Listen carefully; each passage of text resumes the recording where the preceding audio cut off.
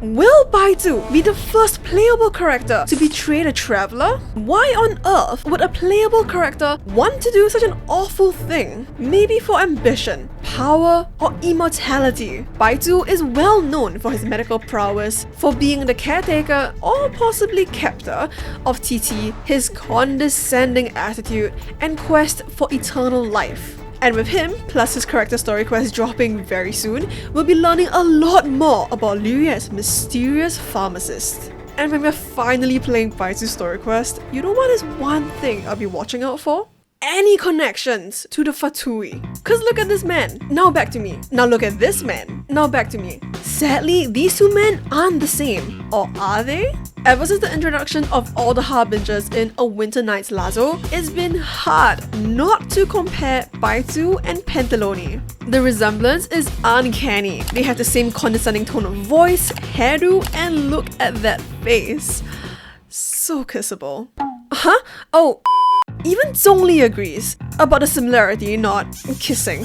During the Guizhong chapter of the Liyue Archon quest, Zhongli enters Bubu Pharmacy and is about to ask who Baizhu is, only to trail off, as if he suddenly recognizes who he is seeing.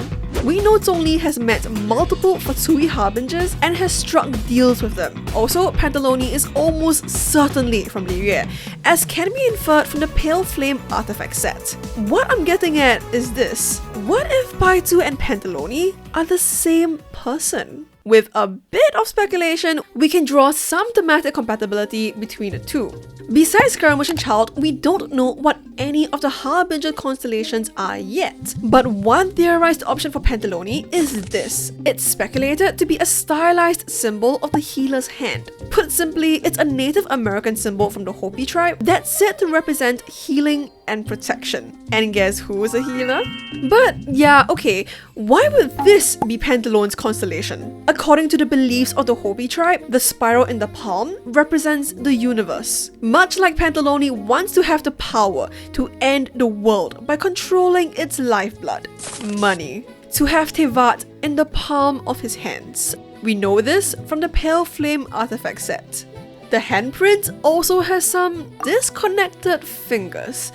Almost like someone is wearing a ring on each finger. And who is blinged out with rings?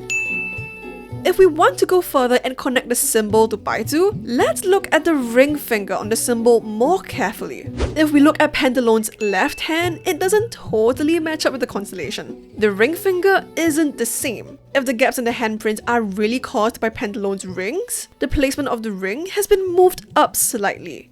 But, ring finger.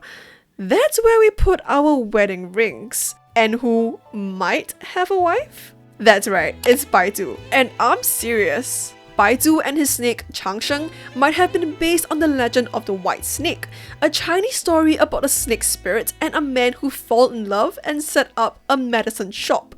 So Baizhu may or may not be married to his snake waifu. And this healing hand may or may not represent some aspects of both Baizhu and Pantalone. The shiny rings and wealth of Pantalone, the healer that is the owner of Bubu Pharmacy. The ring finger, representing the union between Baizhu and his beloved, and the desire to control the world, to have the lifeblood of the universe in one's hands. You might be stopping here and going, but Ness, Baizhu just wants to live forever. He doesn't want to rule the world. Well, to that, let me ask you, what use is eternal life without the means to enjoy it or a purpose of living?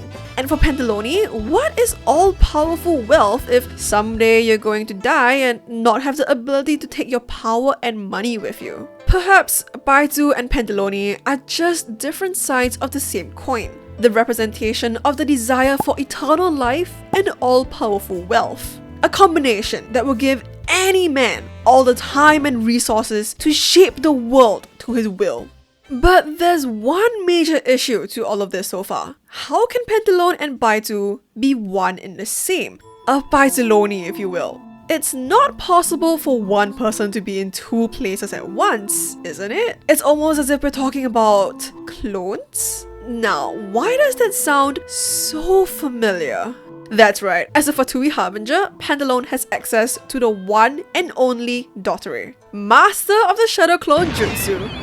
Master of creating so-called segments of himself, fully autonomous yet interconnected clones that are snapshots of different points in Dottore's life. We also know that Dottore and Pantalone work closely together, though we don't know what arrangement the two have. Maybe Pantalone provides Dottore with money to do his research, and naturally, Pantalone would want something from Dottore in return. Perhaps some of Dottore's abilities and technology that would be useful to Pantalone in his pursuit of everlasting wealth and everlasting life. The ability to be at two places at once, to give each segment a mission to focus on.